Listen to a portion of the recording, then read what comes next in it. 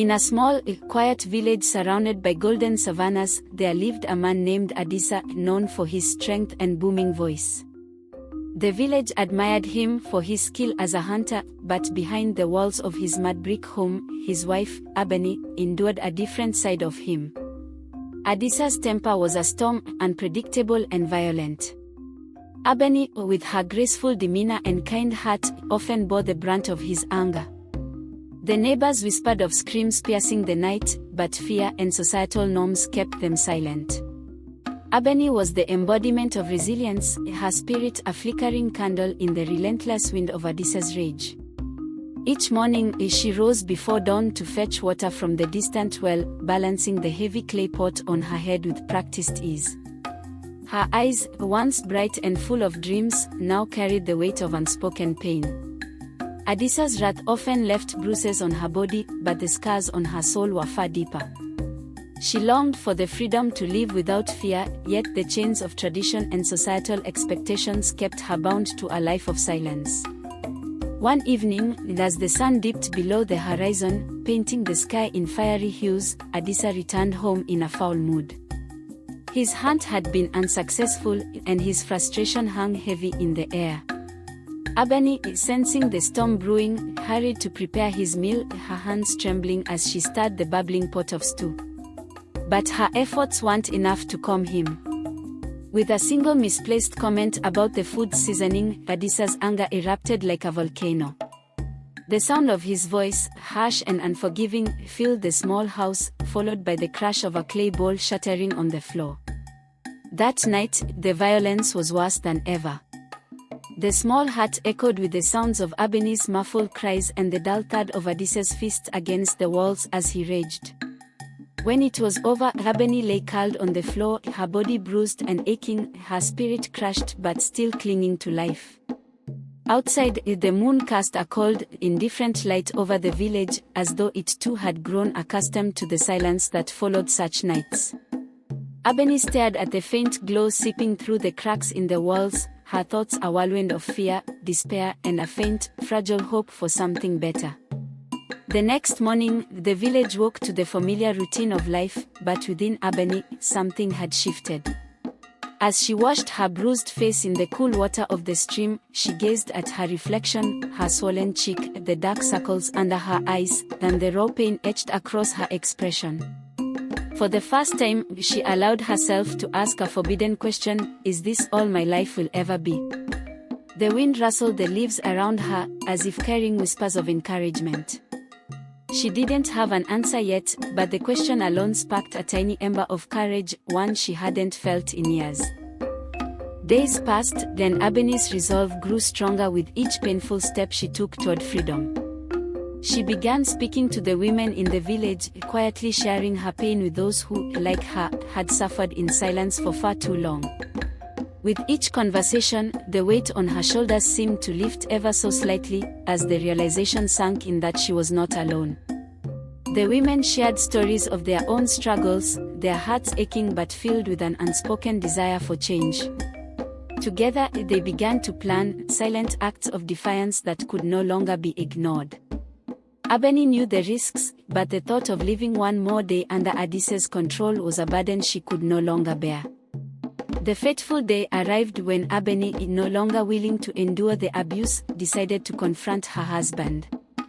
She stood in the doorway of their hut, her heart racing with a mixture of fear and courage. Adisa, surprised to see her standing there so boldly, sneered at her. "What is it now?" he growled.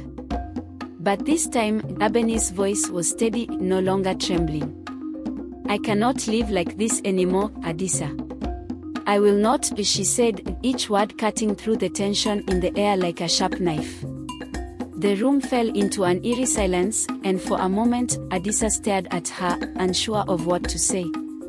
But then, the storm of his rage began to stir once again. Adisa's fury erupted once more, his hand raised to strike, but something shifted in that moment.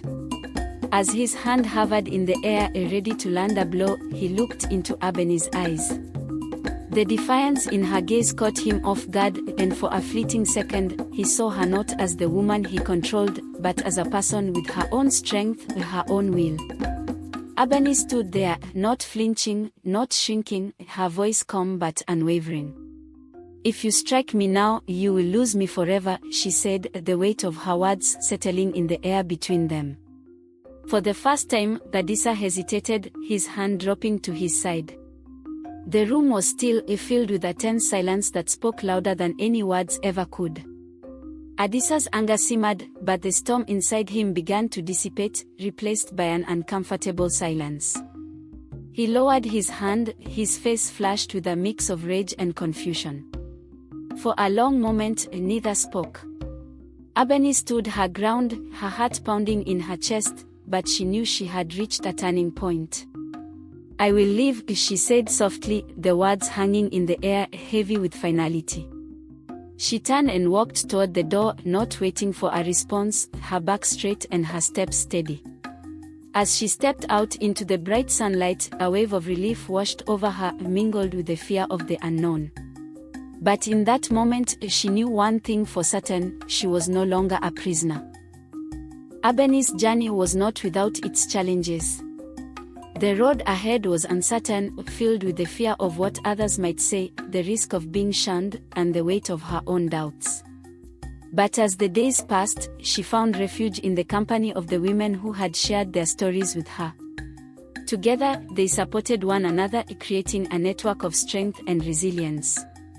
Slowly, Abeni began to rebuild her life, finding work in the village and earning the respect she had once feared she could never have. Though the scars of her past remained, they no longer defined her. With every step, she reclaimed a piece of herself, learning that true freedom came not from escaping her past, but from finding the courage to rise above it. Years passed, and the village witnessed a change. No longer did the women speak in hushed whispers, their pain hidden behind closed doors. Abeni had become a voice for those who still suffered in silence, a beacon of hope and strength for the oppressed. Adisa, on the other hand, became a shadow of his former self. The respect he once commanded had vanished, his name now spoken with disdain. He had lost everything: the love of his wife, the reverence of his community, and the respect of his peers.